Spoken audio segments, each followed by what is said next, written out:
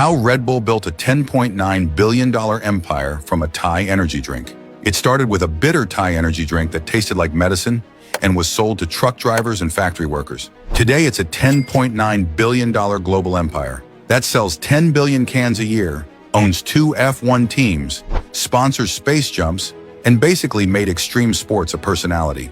So, how did a strange, syrupy drink from Thailand become the most recognizable energy brand on Earth? Let's find out.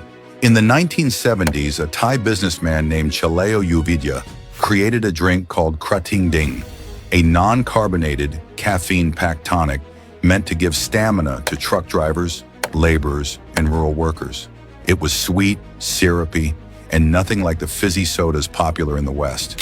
For years, it remained a local favorite, quietly fueling long shifts in Thailand's heat and chaos. But in the early 1980s, fate intervened when an Austrian toothpaste salesman named Dietrich Mateschitz visited Thailand for work. Battling jet lag, he tried Krating Ding, and it worked. But more than that, it sparked something bigger. He didn't just feel energized. He saw a global brand waiting to be born.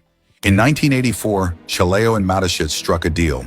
Mateschitz would rebrand and introduce Krating Ding to Western markets, turning a functional Thai tonic into a global phenomenon. Chaleo would retain 51% of the company, while Mateschitz took 49% in full control of branding.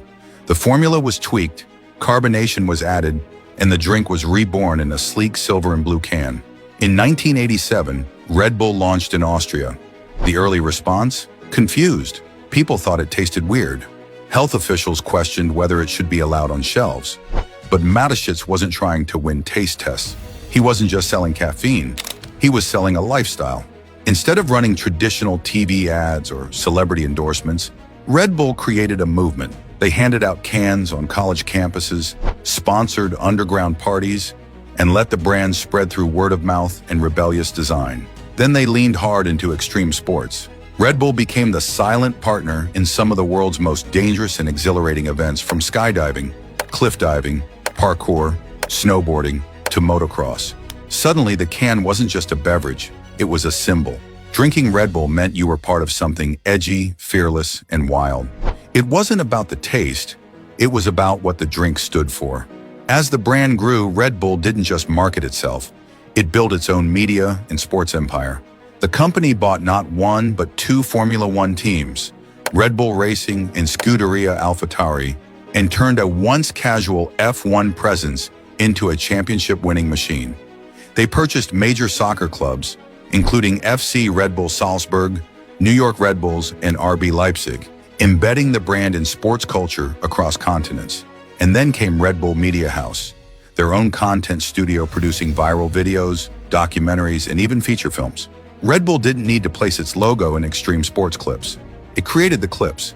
It became the lens, the platform, the adrenaline. And here's the genius part.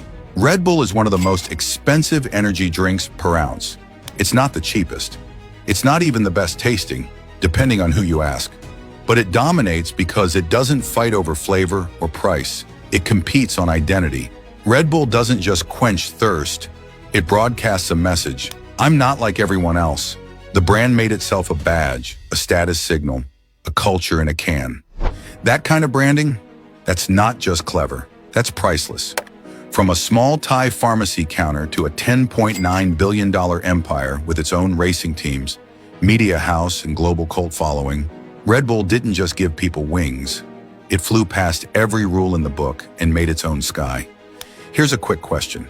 Do you feel Red Bull really gives you energy, or is it just a marketing tactic?